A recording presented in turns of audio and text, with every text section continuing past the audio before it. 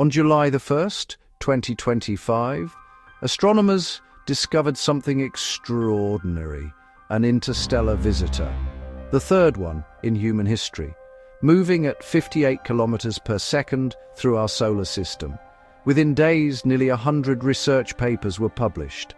Every major telescope on Earth turned to track it.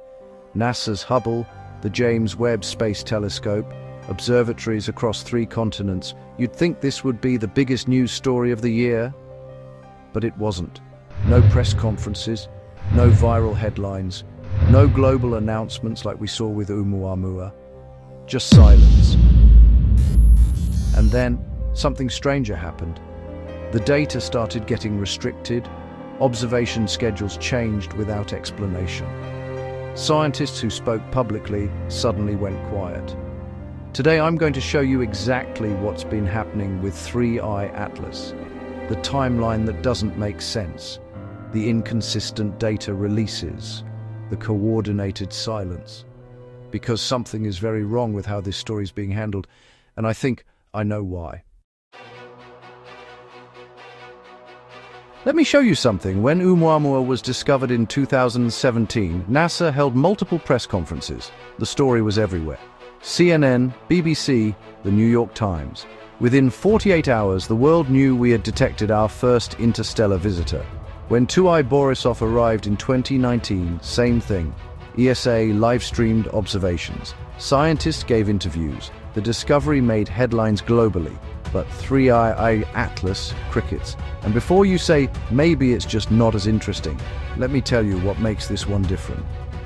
3I Atlas is faster than both previous visitors. It's larger than Oumuamua. It's producing chemistry we've never seen before. And it's behaving in ways that contradict every model we have for comets. This should be the most exciting interstellar discovery yet. So why the blackout? I started digging into the official records, the Minor Planet Center database, NASA's public observation logs, ESA's tracking schedules. And that's when I noticed something strange. The public observation data has gaps, significant gaps. There are periods where we should have continuous tracking data, but instead there's nothing, no images, no spectroscopic readings, just blank spaces in the timeline. Between July 15th and July 22nd, for example, there's almost no public data, despite perfect observation conditions. Why were the telescopes offline? No. Because during that same week, other objects were being tracked, and the data was released normally. Was the weather bad? No.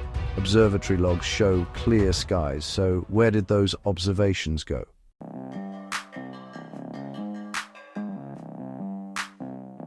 Here's where it gets really interesting. Remember, 3I Atlas was officially discovered on July 1st, 2025. That's when it entered the public record. But in September, NASA quietly revealed that the TESS satellite had actually captured images of 3I Atlas going all the way back to May 7th. May, 2 months before the official discovery. They had data for 2 full months and said nothing. Now, NASA's explanation was simple. The TESS team didn't realize what they were looking at until after the official discovery. They were looking for exoplanets, not comets.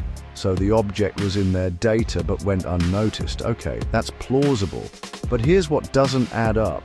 TESS has automated detection algorithms. It's designed to flag anything unusual that moves through its field of view. That's literally its job. A bright object moving at hyperbolic velocity, getting 5 times brighter over the course of a month, and the system didn't flag it? The same system that can detect a planet passing in front of a star light years away somehow missed a massive comet in our own solar system? That strains credibility. But let's say it's true. Let's say it was an honest mistake. Then why did it take until September for this to be publicly revealed?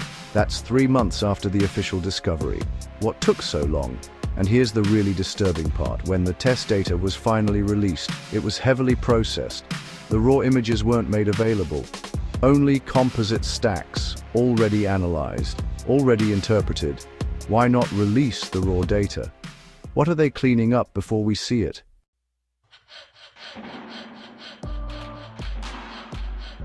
In late July, NASA announced that Hubble had been granted Target of Opportunity time to observe 3I Atlas. This is a big deal.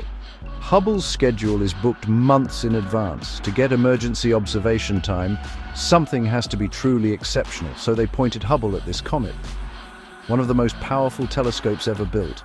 And on July 21st, Hubble captured what NASA called stunning images.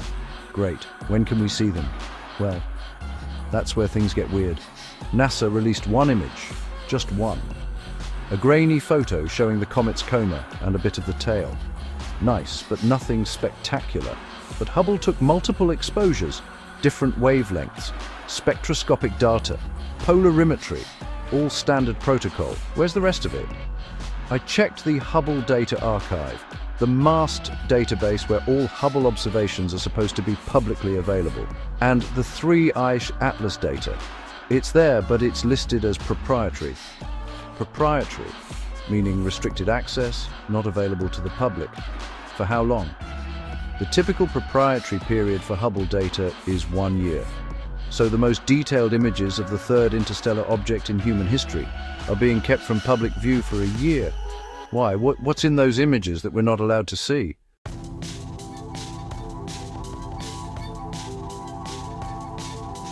On August 6th, the James Webb Space Telescope observed 3I Atlas. This is the most powerful telescope ever built. If there's anything unusual about this comet, JWST would find it. And according to the official press release, they did find something interesting. The comet's coma was dominated by carbon dioxide, not water. Unusual, but not unprecedented.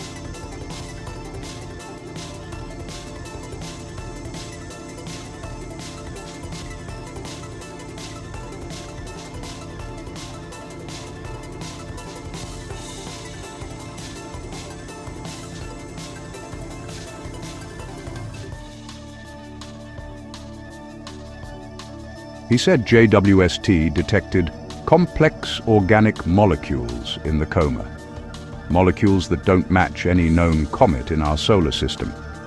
When asked to elaborate, he said the data was still being analyzed and that a full paper would be published soon. That was in August. It's now late October. No paper has been published. Dr. Cordner hasn't given any more interviews. And when I checked the JWST data archive, the spectroscopic data from that observation is also listed as proprietary. Why? What did JWST see that they're not telling us? And here's something even stranger. I found a deleted Twitter thread from an astronomer at the Space Telescope Science Institute. It was archived before it got taken down. In the thread, this astronomer said the JWST team had detected emission lines in the 3I Atlas spectrum that couldn't be explained by any known chemical process. The thread was deleted within hours. What were those emission lines? Why was the post removed?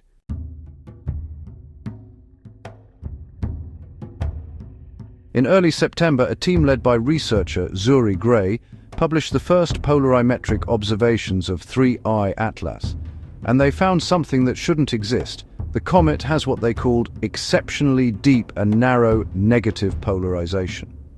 To put that in simple terms, the way 3I Atlas scatters light is unlike any natural object we've ever observed in our solar system. Every comet we've studied shows positive polarization. Every asteroid, every trans-Neptunian object, everything, except 3I Atlas. The paper was published in a peer-reviewed journal, so this isn't speculation. It's confirmed data, but here's what's interesting. The paper doesn't offer an explanation, it just says the polarization is unprecedented and suggests further study is needed. Now, I reached out to Dr. Gray for comment. I wanted to know what could cause this kind of anomalous behavior. We're exploring several possibilities.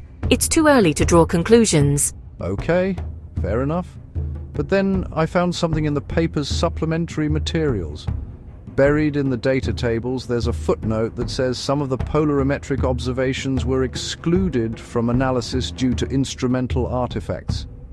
Excluded observations. Which observations? Why were they excluded? And here's the thing about instrumental artifacts.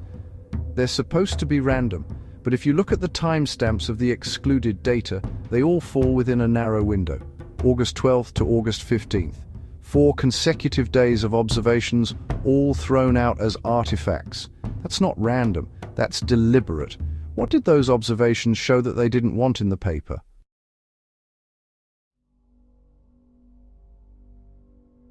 Right now, as I'm recording this, 3i Atlas is at perihelion, its closest approach to the Sun. This is the most scientifically valuable time to observe it. Maximum activity, maximum outgassing. This is when we learn the most, and we can't see it. It's hidden behind the Sun. The glare blocks our view. For weeks, 3i Atlas will be invisible to us. Now that's not unusual. Comets often pass behind the Sun. It's just bad luck. But here's what bothers me. NASA knew this was going to happen. They knew the observation window was closing. They had months to coordinate a comprehensive observation campaign. So why were there so many gaps in the data? Why did Hubble only get a few hours of observation time when it could have gotten days? Why wasn't JWST pointed at it more than once? Why didn't ESA's solar orbiter, which has a direct view of perihelion from its position, observe it? Solar orbiter is literally designed to look at objects near the Sun. It's in the perfect position to see 3 Atlas at perihelion. But according to the mission's public observation schedule, it wasn't tasked to observe the comet. Why not? What are they avoiding looking at?